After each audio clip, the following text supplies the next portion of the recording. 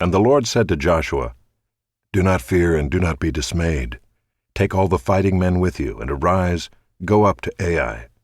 See, I have given into your hand the king of Ai, and his people, his city, and his land.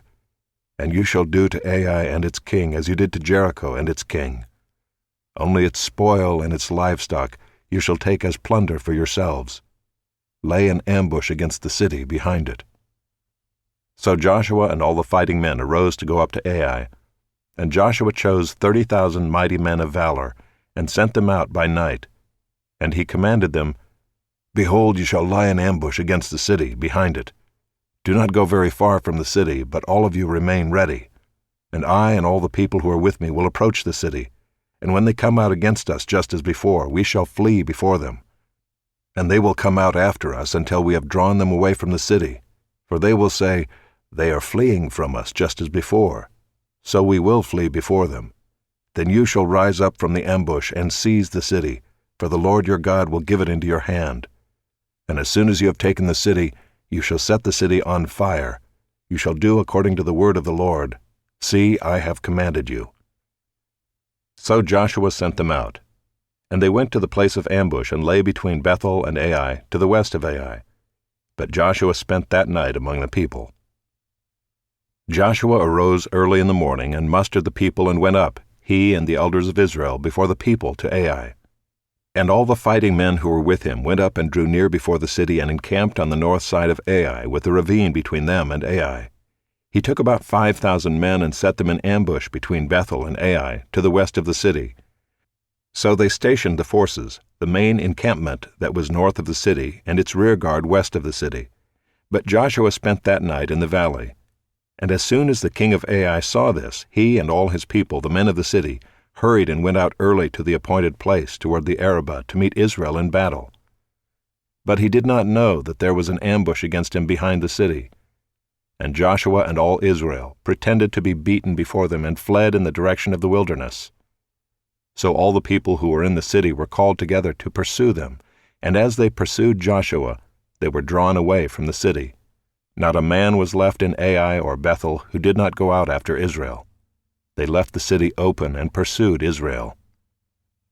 Then the Lord said to Joshua, "Stretch out the javelin that is in your hand toward Ai, for I will give it into your hand."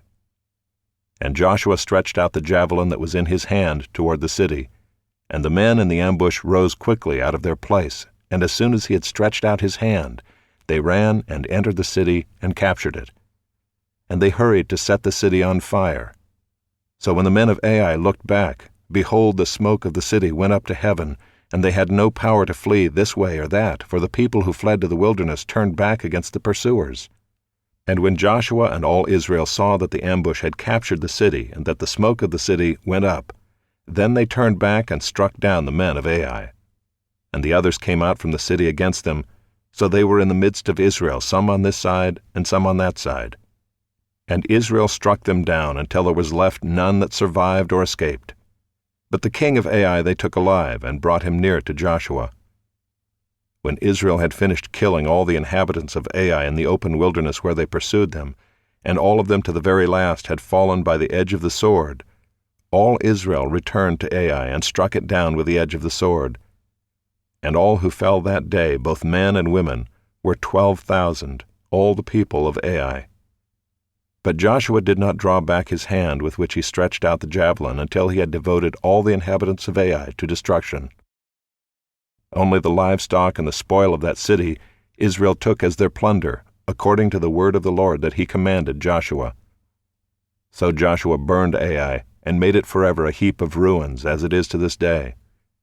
And he hanged the king of Ai on a tree until evening.